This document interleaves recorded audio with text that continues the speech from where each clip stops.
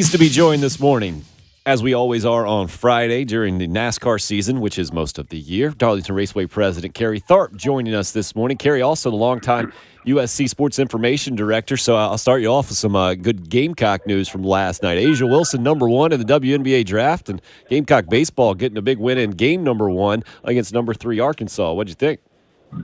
Well, I tell you, I think we're 2 for 2 there. Congratulations certainly go out to Asia Wilson. What a career she has had. What a representative she's been of greatness, character. I agree we should have a statue of her somewhere on campus. But congratulations to her and congratulations to the Gamecock baseball team. That's a huge win. Getting out of the gates early like that against a team the caliber of Arkansas. Of course, every weekend you play in the SEC, you're playing a top 20 team just about. But that's a big win last night for the Gamecocks. No doubt about that. And Texas, the spot for NASCAR last week. Kerry, I'm impressed with your steady rise in our standings here in our weekly picks segment. He's doing well. You're up to now listen to that. That was a little pandering from the person who's leading. Oh, he's not doing so bad anymore. No, he is doing now that I'm dominating. The Blaney pick last week was strong. Okay, Ryan Blaney finishes 5th last week at Texas. Now, Jen got the most points, so that's why she's pandering right now. She had the second-place finisher in Kevin Harvick. She continues to lead the way in our weekly pick segment. I support Kerry. I do not support Bill. Okay, that's obvious.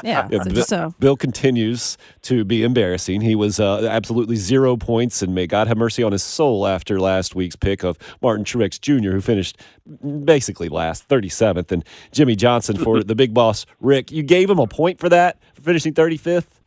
Well, he was ahead of Truex. That's true. So Jen is very, very generous with her points. So we have, in order, our pick segment, our pick standings right now. Jen is leading the way with 14 points. She picked correctly a winner, so that gave her 10 points, and that's helped her dominate right now. Kerry has moved into second place, 1 point ahead of Bill, and the big boss, Rick, is in last place right now. It's probably not good job security for any of us. We'll have to figure out a way to give him some points. Maybe he can pick the correct winner this week, where things move to Bristol, Kerry. So we're moving from, big boy racing, where you got a lot of room at Texas, to the exact opposite of Bristol. Is that right? We really do. It's, they call it the world's fastest half mile. It's extremely exciting and challenging racetrack over at Bristol. Tight quarters. You better take care of your equipment. If not, you can be back in the garage in a heartbeat. So, it's a much different type of racing than we saw last week at Texas. So it's going to be kind of hard charging racing. A lot of times people get their tempers get a little askew. So it'll be interesting to see on Sunday just how all that plays out. So I see where ESPN is pumping this thing up now as some 20-somethings in the mix for the point standings, but only one current driver has gotten his first ever win, I guess, at Bristol. It's Kurt Busch. No one else has won for the first time at Bristol, where I guess experience is actually valued. So I'm guessing you guys are going to go more the experienced route, picking a winner for Bristol. Kerry, you're our honored guest here, so you get to go first. Well, I'm kind of torn between who to pick over at Penske, because I really feel like it's their turn to win this weekend.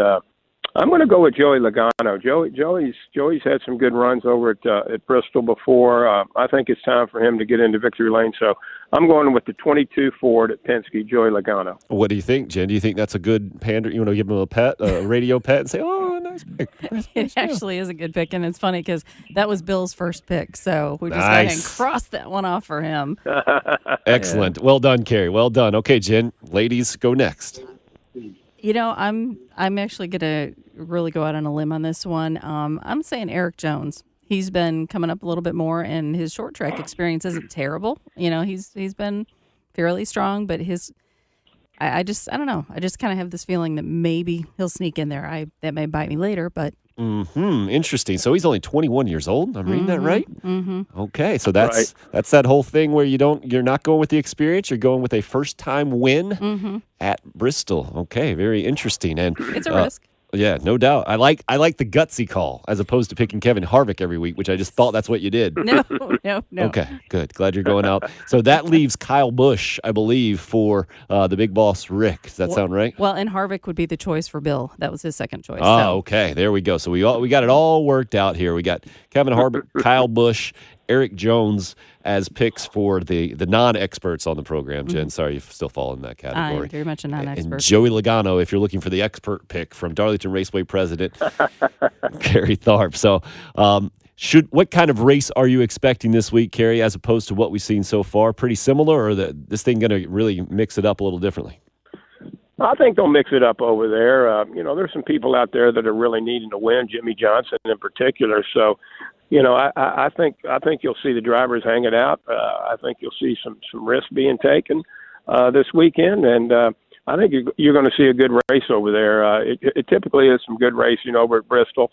You can get out in front, and then all of a sudden the caution comes out, and you get caught up in some traffic. But I think it's going to be a good, exciting race, and I look for I look to be maybe a pass on the last couple laps for the win.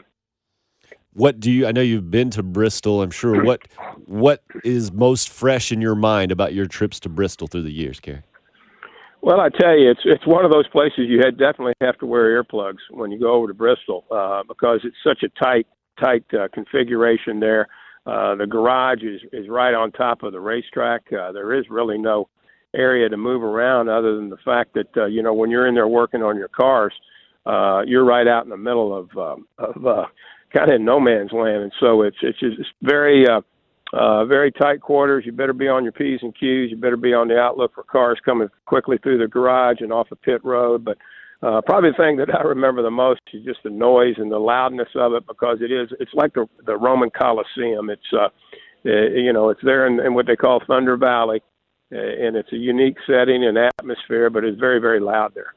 And you can listen to it on our sister station, 1320 The Fan, at 2 o'clock Sunday afternoon when things get going over at Bristol. Kerry, we appreciate all the insight. I wish you continue good luck on your journey up through the standings in our weekly pick segment. Well, I appreciate it very, very much. You all have a great weekend. Darlington Raceway President Kerry Tharp. You can go to darlingtonraceway.com for all the information about that race. I know they're starting to get things going, starting to get things moving that way, as the preparation is probably a 365-day a year deal. That's how things work in NASCAR for sure. Jen, what'd you take away from the Texas race last week? Anything in particular? It was interesting, and there was a lot that had to do with the tires. That seemed to be a big issue where right tires were going down and stuff like that. But they had resurfaced the track a little bit and changed some of the banking and stuff like that. So people were adjusting the camber on the front right, and so there were a lot of things that were in play that people who expected. I think Harvick was the most fun to watch as far as his battle. He had problems in the pits a couple times, and that would send him to the back, and that didn't make him happy. He'd march back through the field. So it was an interesting race overall to watch, everybody. Is that when you said that he got on his pit crew there? What was the line exactly? Yeah, it was pretty funny. He, after, I think they had 85 laps left or something, he was talking to Rodney Childers, and he said, how many laps do we have left? And they said, about 85 or something. And he said, plenty of time to get to the front. And he said, well, yeah, but how many, more pit stops do we have? So, yeah, the pit crew had kind of cost him a few times. Oh, I love the shots in NASCAR. I was going to say thinly veiled shots. That's not thinly veiled at all. Nope. That is high-intensity testosterone stuff there. Everybody else in the pits were probably listening going, hey. I think they're like, oh, man. Yeah.